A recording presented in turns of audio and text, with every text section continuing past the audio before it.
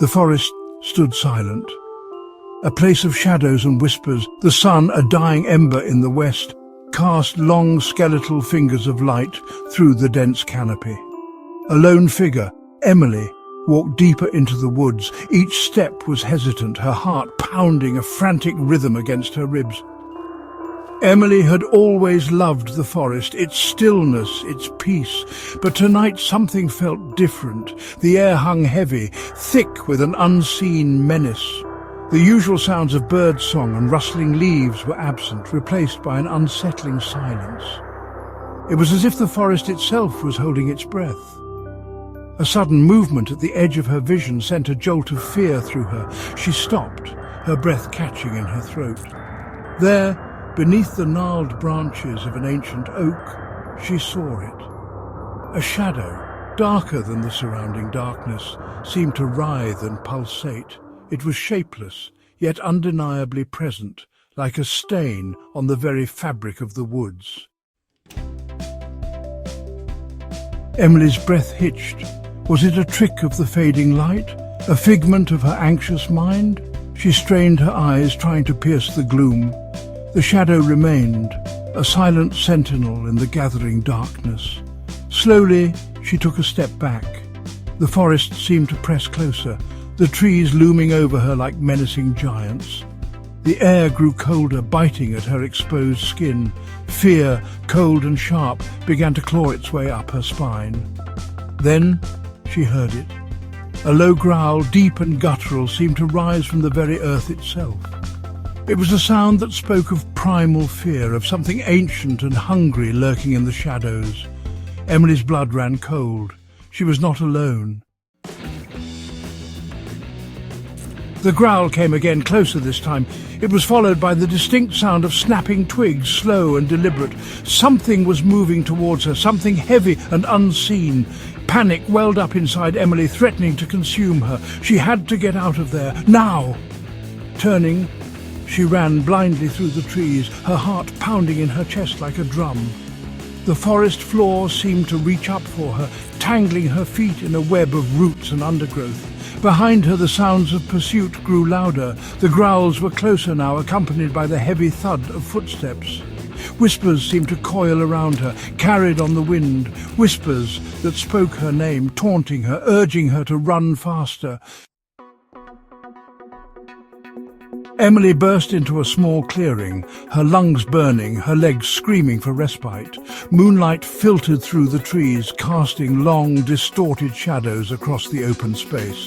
For a moment she allowed herself a flicker of hope. Perhaps she had outrun it, whatever it was. But the hope was short-lived.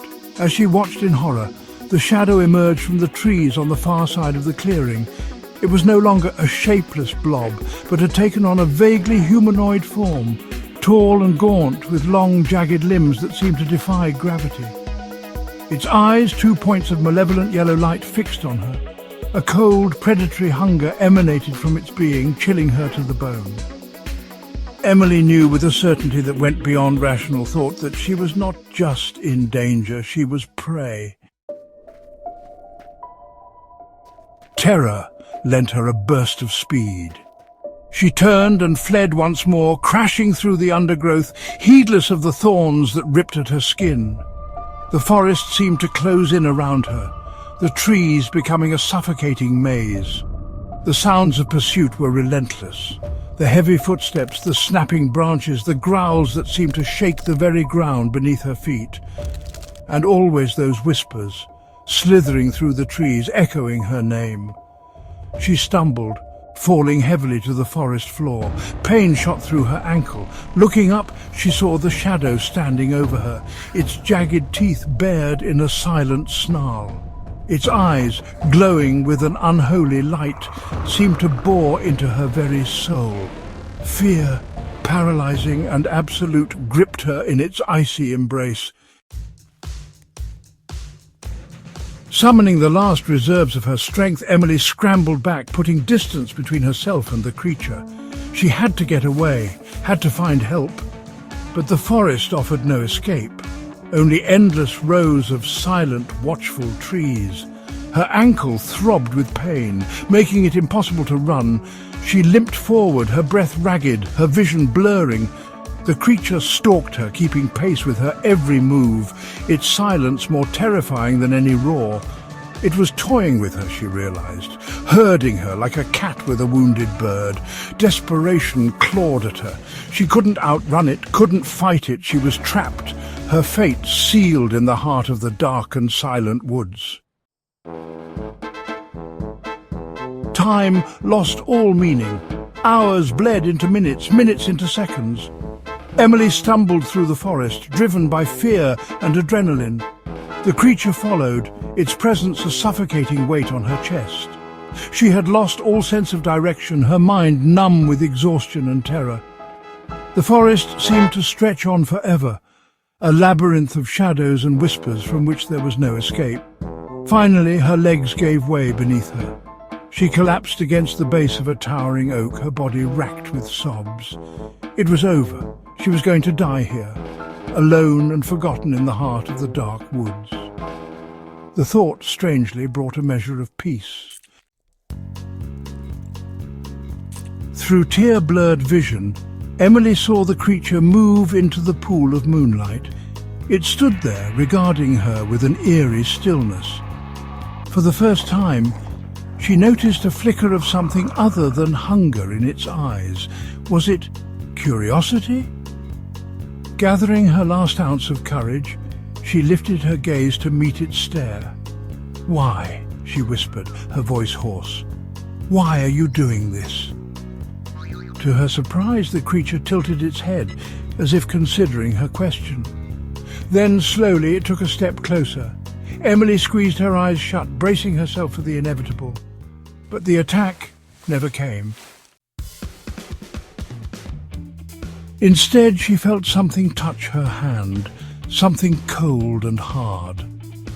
Cautiously, she opened her eyes. The creature was holding out a small silver locket.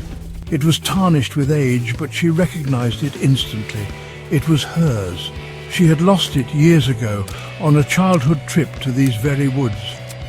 As she reached for the locket, the creature drew back its hand. Then, in a voice that seemed to echo from the depths of the forest, it spoke. "You are safe now, child.